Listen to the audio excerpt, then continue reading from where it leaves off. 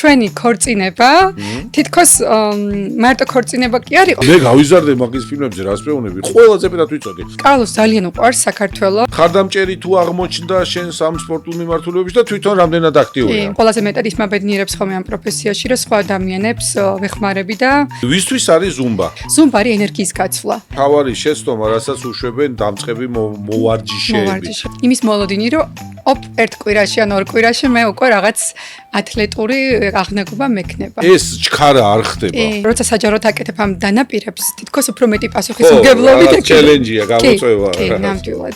ADHD-ის ანუ სინდრომის მეტარებელი ვარ და მივხვდი, რომ რაღაცა ცვლილება მჭირდებოდა, რაზეც კონცენტრირდებოდი. იტალიურ პასტაზეა საუბარი. ნიგუსიანი ბადრიჯანი რაც ახსნე, კარლოს ფავორიტი კერძი არის. მიიწვევენ ენდაოდენობით პასტა, პიცა და ასე შემდეგ. მაინც ფორმაში არიან. მაინც ფორმაში არიან. იტალიელი რომ მოგიწონებს. როგორ უვლით თავს? აწყობილია და რაღაც რამე პროცედურების მოყვარული ხარ თუ არა? ქალები რატომღაც ამ ყველაფერზე მალავენ ხოლმე.